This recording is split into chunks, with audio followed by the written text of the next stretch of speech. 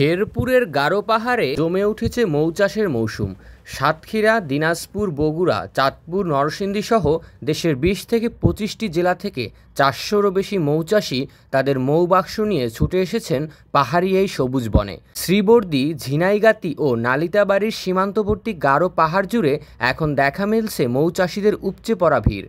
জনপ্রতি ৪০০ থেকে ৫০০টি মৌবাক্স বসিয়ে মৌ সংগ্রহে ব্যস্ত তারা। চাষিরা বলছেন, প্রাকৃতিক পরিবেশ থাকা সত্ত্বেও কখনো কখনো ফুলের অভাবে মৌমাছিকে বাড়তি খাদ্য হিসাবে চিনি খাওয়াতে হচ্ছে।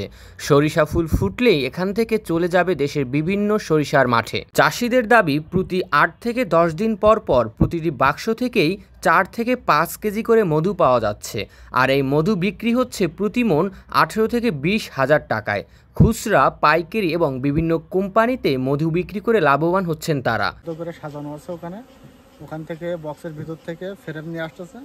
আসার পরে আমরা ক্যাপ আছে, ক্যাপ করছে বক্সে।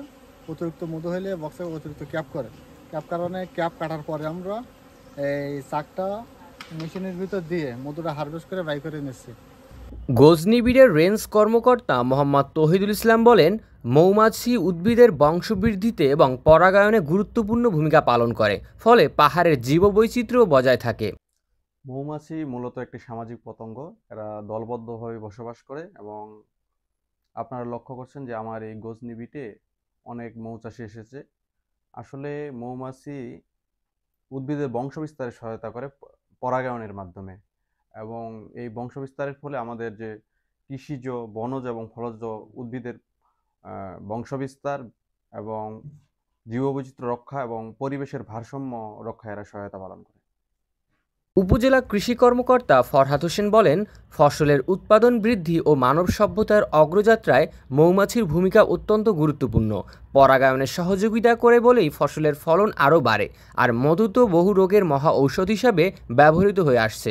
প্রাকৃতিক পরিবেশ বজায় থাকলে এবং চাষিদের সহায়তা বাড়লে গারো পাহাড় এই মৌচাষ আরও বিস্তৃত হবে, এমনটাই প্রত্যাশা স্থানীয়দের। মৌচাষ আমাদের অর্থনীতিতে গুরুত্বপূর্ণ অবদান এবং প্রাকৃতিক ভারসাম্য রক্ষা করে গুরুত্বপূর্ণ অবদান রাখতেছেন। এই মধু সুদীর্ঘ প্রাচীনকাল থেকেই শারীরিক সুস্বাস্থ্যতা এবং বিভিন্ন রোগের মহা ঔষধ হিসাবে ব্যবহার হয়ে আসতেছে। আমি যদি একটি আইনস্টাইনের একটি উদ্ধৃতি দিই, তাহলে দেখা যাবে যে পৃথিবী থেকে এই মৌমাছি বিলীন হয়ে যায়, তাহলে আমাদের মানব সভ্যতা আগামী ৪ বছরের মধ্যে বিলীন হওয়ার আশঙ্কা থাকে।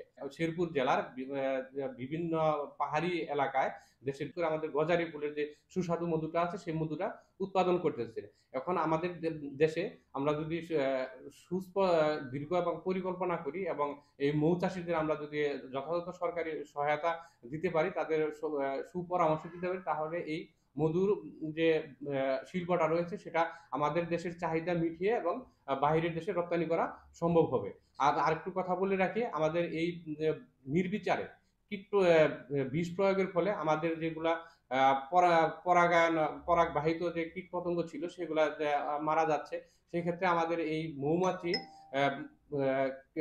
মধু সংগ্রহ করতে গিয়ে তারা পরাগায়নের সহায়তা করে। সেই ক্ষেত্রে দেখা যায় যে আমাদের ফসলের উৎপাদন বৃদ্ধি পায়।